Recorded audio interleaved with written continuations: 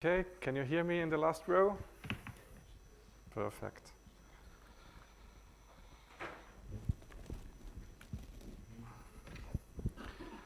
Yeah, so my name is Philipp Reisner. I'm CEO of LINBIT. And what we do is DRBD.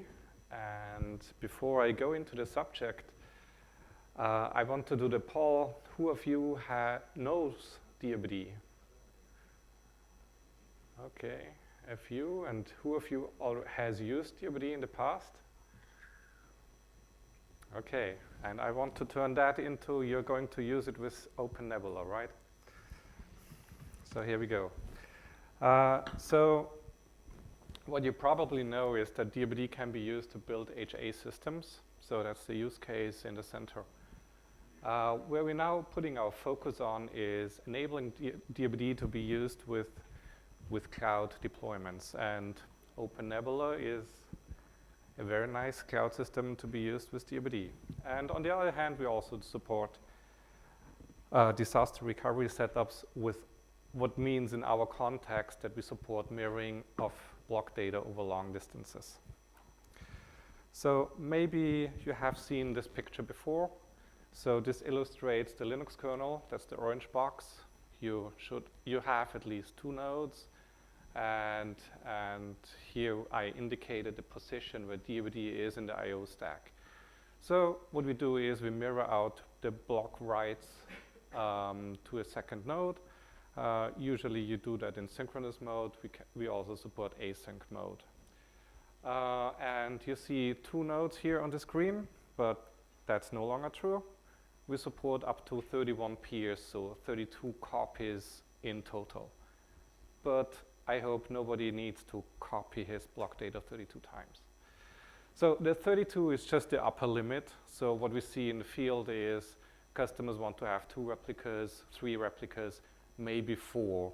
When we have a case of 4, then usually there is 1 or 2 in offsite data centers.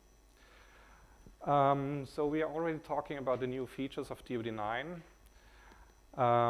So the other one is, for those who know DRBD, you always needed to promote it manually. This is no longer true. It has now an auto-promote mode.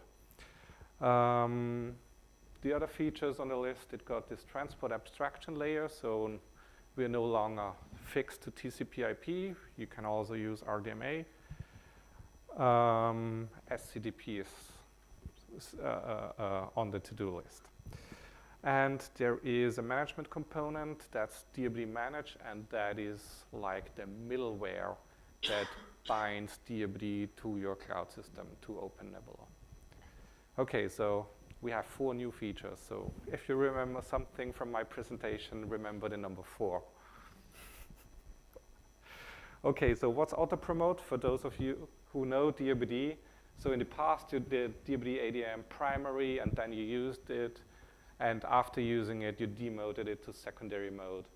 No longer necessary. You just use it and it becomes primary.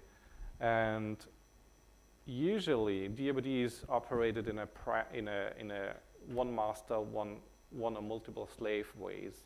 So if you want to access it on a second node, and while it's open here, the open will fail, the mount will fail. But there's an exception to that. You would use it or you would enable dual primary mode just for the sake of live migration of your virtual machines. So when you use it in the context of OpenNebula, you will not have a file system on top of the block devices. You have your VM image on the block devices. Okay, then let's talk quickly about the networking options. So DRBD 9 is now 2 kernel modules, it's no longer 1. So you get the DRBD core and you get the DRBD transport TCP. And that enables you to do, Ethernet, all that. The big alternative to that is to use the DRBD transport RDMA. And at this point, I want to add DRBD core and DRBD transport TCP and DRBD manage. That's all open source. And we have tiny proprietary offerings around our open source offering. And that RDMA transport is one of the proprietary offerings. So you need to get in touch with us to use that. But the great news is you have super low latency, InfiniBand and Rocky hardware, and can leverage on top of that. Okay, so what was feature number 4? That's DRBD Manage. So in the past, for those of you who know DRBD, what you did to use DRBD, you created your volumes on the nodes, for example, using LVM, and then you wrote the config file, you rolled out that config file, and then you used DRBD ADM to activate that.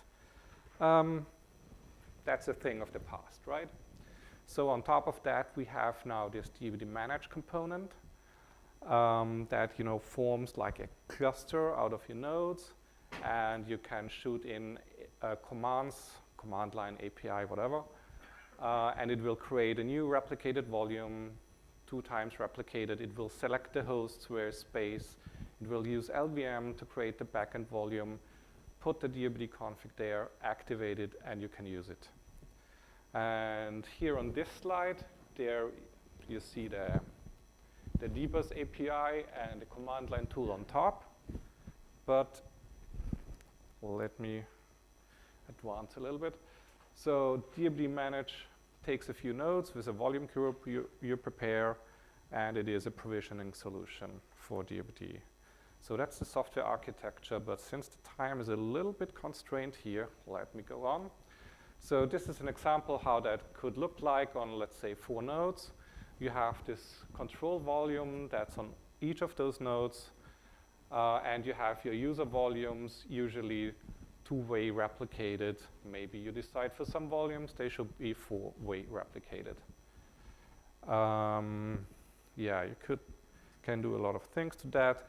Our control structure allows to scale the cluster beyond 32 nodes, but I don't have time to go a lot into those details.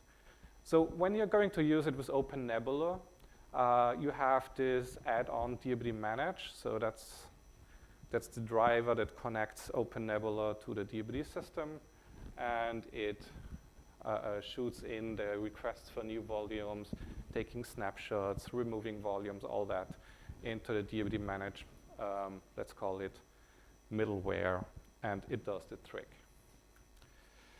Okay, let's go on here quickly.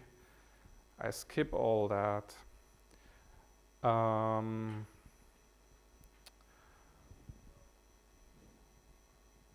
Yeah, okay. So that's a little peek into our tech roadmap. So what we did recently, we got drivers for OpenStack. We work with big companies like IBM. We got our driver for OpenNebula released. Our kernel stuff runs on Windows now as well. The source code is already released.